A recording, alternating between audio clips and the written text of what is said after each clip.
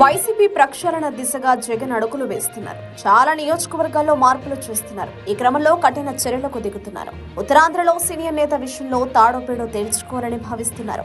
ఏపీలో senior most leader Dharmana Prasadarao ఎన్నికల్లో ఓడిపోయిన తర్వాత ఆయన సైలెంట్ అయ్యారు. బయటకు కనిపించడం లేదు. ఇంటికి పరిమితమవుతున్నారు. వైసీపీ కార్యకలాపాలకు దూరంగా ఉన్నారు. చివరకు తనకు ఇష్టమైన రాజశేఖర రెడ్డి జయంతి, వర్ధంతి కార్యక్రమాలకు సైతం ముఖం చాటేస్తున్నారు.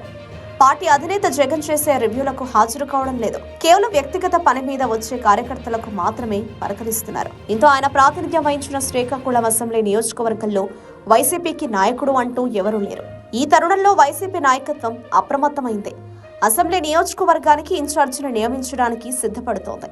అయితే ఇదివరకు శ్రీకాకుళం జిల్లాలో తమ్మినేని సీతారాం ప్రాతినిధ్యం వహిస్తున్న ఆమదాల వలసలో కొత్త ఇన్ఛార్జిని నియమించారు జగన్.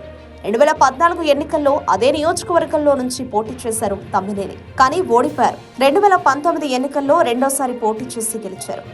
అసెంబ్లీ స్పీకర్ కూడా అయ్యారు. ఈ ఎన్నికల్లో మూడోసారి పోటీ చేసిన తమ్మినేనికి ఓటమి తప్పలేదు. అయితే ఆమదల వలసలో విపరీతమైన వర్గ పోరు ఉంది. పైగా తమ్మినేనిపై పోటీ చేసి గెలిచిన కూన రవికుమార్ సీతారాంకు స్వయానమేనల్లుడు. అక్కడ కుటుంబ రాజకీయాలతో వైసీపీ నష్టపోతుందని భావించిన జగన్ తమ్మినేనిని ఇన్ఛార్జి పదవి నుంచి తప్పించారు. ఆ స్థానంలో యువకుడైన చింతాడ రవికుమార్కు అవకాశం ఇచ్చారు. అందుకే ఇప్పుడు ధర్మాన ప్రసాదరావుపై దృష్టి పెట్టారు జగన్.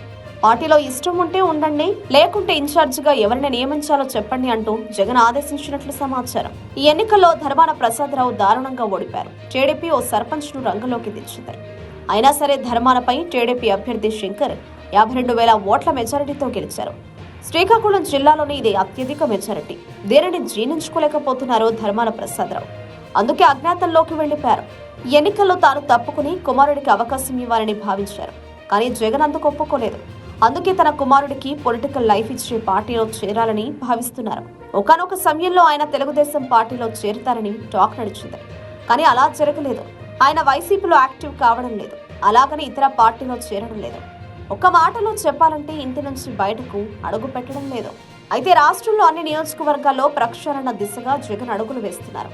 ఈ క్రమంలో శ్రీకాకుళం అసెంబ్లీ సీటుపై దృష్టి పెట్టారు. పార్టీలో యాక్టివ్ కావాలని ధర్మాన ప్రసాదరావుకు సూచించారు. లేకుంటే మీరు తప్పుకుని ఇన్ఛార్జిగా ఎవరి పేరునైనా ప్రతిపాదించాలని కోరారు. పార్టీ రాష్ట్ర సమన్వయకర్త సజ్జల రామకృష్ణారెడ్డి ఇటీవల ధర్మానకు ఫోన్ చేసినట్లు తెలుస్తోంది. మీకు ఆసక్తి ఉంటే కొనసాగాలని, లేకుంటే వేరే ఎవరినైనా ఇన్ఛార్జిగా ప్రతిపాదించాలని కోరినట్లు సమాచారం. అయితే ఇందుకు ధర్మాన ప్రసాదరావు కొంత సమయాన్ని కోరినట్లు తెలుస్తోంది.